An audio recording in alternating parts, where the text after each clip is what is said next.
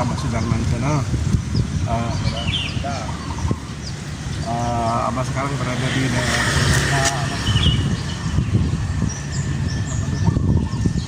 di wilayah di Petilasan Syekh Subakir di desa apa tuh apa dipanggilnya nanti Iya, nanti ada. nanti itu tempat di sini Syekh Subakir di daerah Jawa Timur ini, Jawa Timur. Abah yang dapat informasi waktu ziarah di Tuban di Sunan Bonang. Ini Abah sebetulnya udah cari lama sebetulnya informasi mau ketemu, mau menemukan petilasan Syekh Subakir ini.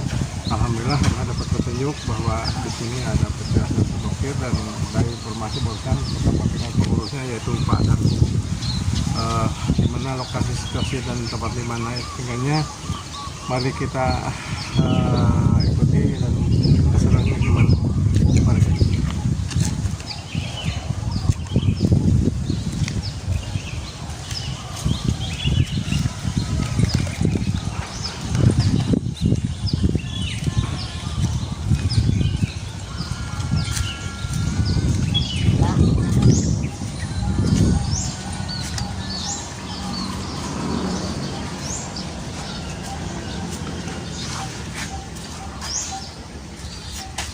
Ini Syekh Subakir, dusun Awar-Awar, desa Tasikharjo. Tasikharjo, Kabupaten Tuban ya. Tuban. Di sini Abah ada ketemu dengan seseorang yaitu Pak Darkum. Pak Darkum, boleh sini bentar. Ngobrol bentar. Ini Pak Darkum ini adalah seorang yang penunggu turun temurun. Iya. Turun temurun. Bisa diceritakan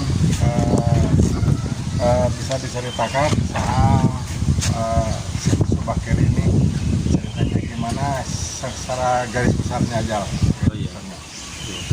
Ya, boleh langsung aja. Iya, kalau ceritanya dulu gini Pak ya. Syekh Subakir ini kan dari Istanbul, Turki. Nah, dia diutus sama Sultan Muhammad Pakis ke Istanbul, Turki. Dulu itu pernah kirim 7 orang ke Indonesia, tepatnya di Pulau Jawa. Itu 7 orang itu mati semua. Kalah sama jin Jawa. Ya. Terus periode yang kedua kirim 9 orang. Nah, 9 orang itu dibagi ada 3 bagian. Di timur 3, di tengah 3, di barat 3. Versinya beda-beda. Ada yang ahli tata negara, ada yang ahli pengobatan, ada yang ahli dzikir, termasuk Syekh Subakir. Nah, jadi dulu Syekh Subakir itu satu di antara yang 9 itu. Iya. Nah, pertama Syekh Subakir itu sandarnya kapalnya di sini, di Tanjung Awar-Awar. Nah, jadi ini makomnya dipagari batu keliling. Batu keliling ini ambilnya dari laut belakang itu, dari kira-kira dari sini. Yang dibatukan di tampak belakang ini ya? Iya. Itu cerita dulu hanya 1 malam selesai. Terus bikin sumur di situ. Terus setelah itu dia di sini bikin raja atau bikin tumbal. Setelah dari sini selesai, di bawah ke Magelang Gunung Tidar. Magelang Gunung Tidar itu pusarnya Pulau Jawa, pertengahannya Pulau Jawa itu di Magelang Gunung Tidar. Akhirnya raja itu ditanam di Gunung Tidar. Terus Jawa itu bergejolak, sangat panas. Jadi jin setan pada mati karena kepanasan. Lah itu namanya babat tanah Jawa. Babat tanah Jawa. Ya. Setelah itu Sabdo Palon yang bertapa di Gunung Tidar itu 9.000 tahun itu dia kepanasan. Akhirnya dia muncul. Muncul berupa manusia namanya Sabdo Palon. Nah, Sabdo Palon itu marah karena anak buahnya banyak yang meninggal dunia. Akhirnya sempat perang sama Syekh Subakir. 40 hari 40 malam Sabdo Palonnya kalah. Nah, setelah Sabdo Palon kalah, akhirnya bikin perjanjian sama Syekh Subakir. Nah, kamu ini siapa kesini ya? Saya ini Syekh Subakir dari Istanbul, Turki. Saya diutus sama Sultan Muhammad Pakis ke Istanbul, Turki, ke Indonesia, tepatnya di Pulau Jawa. membersihkan Pulau Jawa, mau mendirikan agama Islam kan gitu. Nah, Sabda Palon kan ngendikan, nah di sini sudah ada dua agama, Hindu sama Buddha. Kenapa kamu mau bikin agama lagi? Nah, ceritanya kan gitu. Nah, waktu itu kan ada peperangan Majapahit. Itu kan pembunuhan di mana-mana, perampokan di mana-mana, kerusuhan di mana-mana, itu selalu tidak ada keadilan. Nah, mau mendirikan agama Islam itu biar ada keadilan di dunia kan itu. Nah, itu Sabda Palon juga ngendikan, iya memang itu betul. Saya sama para dewa aja tidak mampu mengatasi masalah itu kan. Sabda Palon itu ya. Ya, boleh kamu kalau mau mendirikan agama Islam di sini, tapi ada 4 persyaratan. Yang pertama, kalau bikin masjid itu bentuknya harus sakral seperti ini, meskipun dalamnya orang Islam kan gitu. Nah, persyaratan yang kedua, tidak boleh ada paksaan dalam agama. Orang biar menentukan keyakinannya sendiri-sendiri. Itu pendekatannya Sabda Palon. Tidak ada paksaan lah. Ya, jadi tidak boleh ada paksaan dalam agama. Orang biar menentukan keyakinannya sendiri. Nah, persyaratan selanjutnya, orang Jawa tidak boleh disamakan dengan orang Arab. Sabda Palon kan gitu. Jadi orang Jawa tidak boleh disamakan dengan orang Arab. Orang Jawa biar orang Jawa, orang Arab biar orang Arab. Nah, persyaratan yang keempat, tidak boleh menghilangkan adat Jawa atau budaya Jawa. Nah, persyaratan yang keempat ini kalau kamu langgar 500 tahun lagi, aku akan muncul bikin gara-gara. Sabda Palon kan ngerti. Oh, gitu ya. Nah, persyaratan yang keempat itu ya, kalau contohnya kayak gini, orang bikin cawisan atau sesaji, pendurenan, itu kan termasuk budaya Jawa. Iya. Nah, saya Subakir juga ngertikan, ya persyaratan yang keempat, saya dengan kawan-kawan akan menjunjung tinggi mata adat itu, tidak akan menghilangkan adat itu. Seandainya itu adat itu hilang, itu bukan kehendak saya dan kawan-kawan. Mungkin itu kehendak ilahi, zaman yang sudah maju atau modern. Nah, saya Subakir ngertikannya kan. Iya gitu. Ya. Alhamdulillah. Nah, begitulah pemirsa, ini Pak Darku menerangkan dengan jelas sekali, dan kami akan melihat ke situasi ke sana, lokasinya ya. Nanti terima kasih atas informasinya. Dan ini masih ada perkembangan apa dari siapa, Musafir itu? Iya, Musafir. Ya, Musafir dari Kediri itu. Nah, dia itu dapat petunjuk atau mimpi, disuruh cari makamnya si Bagas Tuban, bikin masjid. Dulu gambarnya itu bukan gambar asli, bukan, hanya tahu itu ada berapa ribu keramik. Nah, berapa ribu keramik itu dihitung, ternyata ketemunya 9 kali 9. Lah banjirnya 7. Nah, pintunya itu 9, itu taplak daun. Kalau menurut saya Subakir kan orang sholat itu 24 jam. Kalau zaman sekarang selesai isya masjidnya dikunci. Ada orang perjalanan jauh nyampe sini jam 9 mau sholat ya bisa masuk, kan salah. Katanya kalau sholat kan 24 jam. Nah, kalau di sini tidak dikasih pintu. Jadi pintu tanpa gaun. Jadi orang mau sholat jam berapa saja bisa masuk. Gitu. Ya. Pak Darkum, saya mau keliling-keliling lihat situ dulu, nanti saya ketemu lagi ya. Makasih informasinya ya. Ya pemirsa, untuk kejelasannya dan situasi dan kondisi petilasan Syekh Subakir, kita ikuti.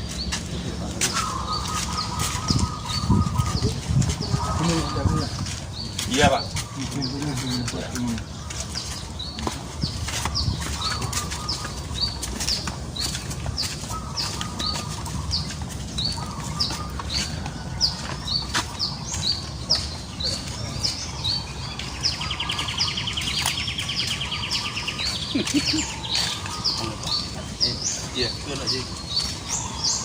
Iya, ini batu dari laut katanya yang diangkut sama Syekh Subakir untuk membentengi tempat ini ya.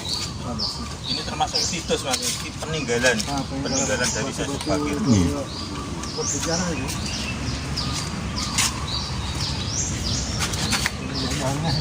Ini masuk. Kalau mau itu. Sumurnya di mana, Pak? Di pos sana, Pak. Oh, iya.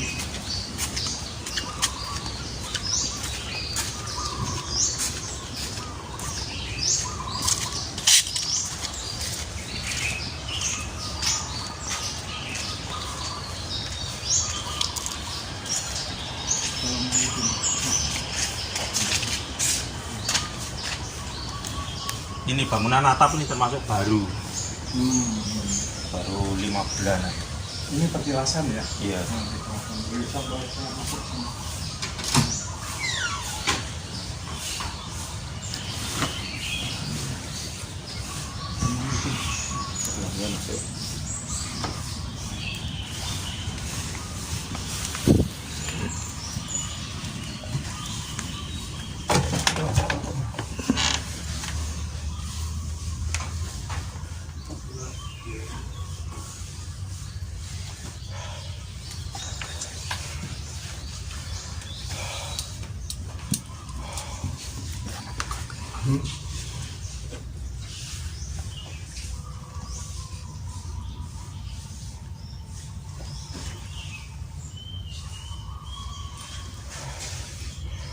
Nah, pemirsa, inilah petilasan Syekh Subakir.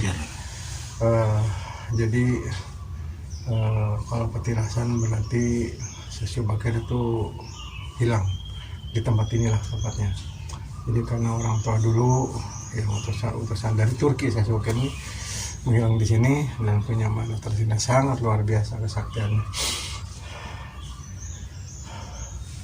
Ini tempat yang sangat sakral dan ini ada tempat ini yang tidak boleh dihilangkan menurut perjanjian antara Syekh Subakir dengan Sabda Palon gitu. Jadi kalau memang perjanjian ini dilanggar, kata Pak Darkum tadi informasinya bahwa kalau memang aturan yang keempat ini antara tata cara orang Jawa dan Arab itu tata semacam yang begini dihilangkan dengan sengaja, Sabda Palon akan muncul kali dan membuat gara-gara, gara-gara lah seperti permasalahan.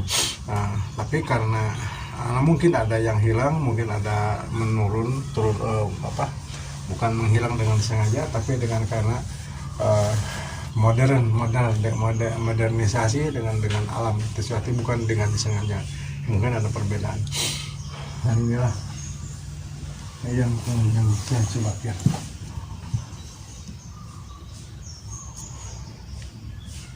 Nah, jadi ini adalah memang bagus itu. Ini ada makam yang Syekh Subakir. Dilarang meminta-minta di makam ini bagi yang meminta, termasuk orang yang musik. Jadi dilarang meminta. Karena ini adalah makhluk. Kita memintanya hanya Allah Subhanahu wa Ta'ala. Alhamdulillah. Ini udah lama Abah cari tempat seperti ini. Nah, sekarang baru ditemukan. Alhamdulillah. Dan mudah-mudahan kedatangan ini manfaat. Dan pemirsa, ini adalah ya, Syekh Subakir adalah manusia yang sangat luar biasa dan bermakna dan berguna, diutus dari Turki untuk menyebarkan agama Islam di tanah Jawa ini, dan sangat berjuangnya luar biasa karena kesaktiannya, sampai Sabda Palon pun menurut informasi di sini adalah kalah karena kesaktian Syekh Subakir. Dan Sabda Palon menurut informasi dia meninggalnya hilang juga sama di Gunung Tidar. Entah Gunung Tidar sebelah mana kita nggak tahu. Insya Allah nanti informasi dari Pak Darkum. Pemirsa, sementara kita mau doa dulu untuk Syekh Subakir.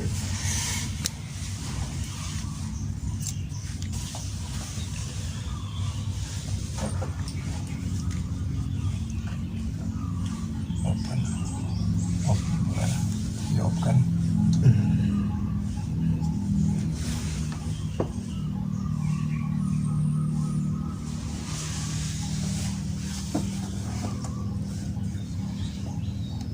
Sabda. Terima kasih sekali.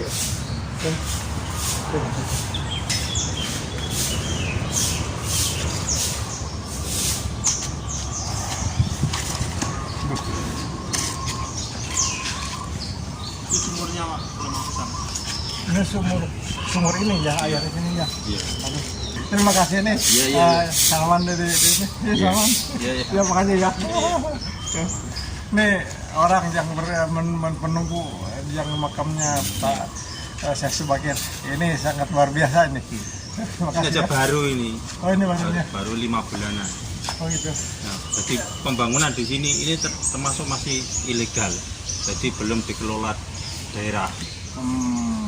Intinya hanya usaha sendiri. Jadi kalau tetap ada bangunan ya dari sini aja. Nah, nanti saya Jadi- bikin lagi nama-nama bahwa siapa saja yang mau menyumbang ke tempat ini Ah, silakan. iya. Nah, dari mana saja dari Sabang sampai Iya, Merauke iya, di sini iya. dari Tanah Arab dimanapun kalau yang mau menyumbang ke tempat petilasan Syekh Subakir silakan datang ke sini. Itu ya Pak. Iya, iya. Ya. Luar biasa ini pasar. Iya. Bukan pasarnya, kalau makamnya ini masih wilayahnya itu masih kecil. Oh, maksudnya ini hanya di situ bakal Makanya dari nama kayaknya tetap mana mana kita contoh ada pendapat ya Islaminya terus dikasih sama bapak Iya. Udah lama lama tapi di mana lagi kita kemana-mana terus nyari belum kena titiknya. Iya. nah kalau nama saya udah tawasul sama ini Ya kemarin ada dari Jakarta Trans 7 yang namanya katanya pemburu hantu itu loh. Kan ternyata di sini itu keangkerannya katanya masih alami. Keangkerannya masih alami. iya iya ngomong pasti ini Iya. Kalau saya juga nggak tahu kan, saya nanti tanyain bapak pengen tahu di sini ada apa? Iya, Pak. Terus pegangan tangan saya, pejamkan mata ini. Jadi aku pegangan tangannya, pejamkan mata, malah tahu semua. Ternyata mulai dari ujung sana mulai sini ada bangunannya, banyak penghuninya. Jadi kira-kira ada 4 sampai 5 detik ya tahu itu. Iya. Disuruh pejamkan mata malah tahu itu loh. Kalau posisi melek ya tahu. aduh kalau saya ini bakal kesini akan ketemunya saya udah siap-siap dari ceritanya saya kan nanti bicara kehidupan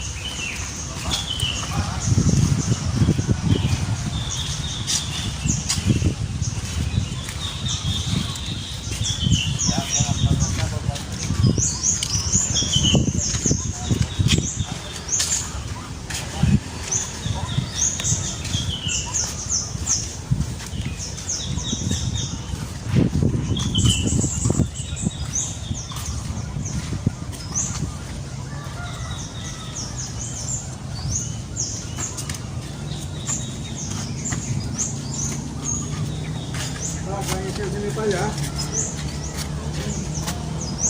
Ya, sedikit ya.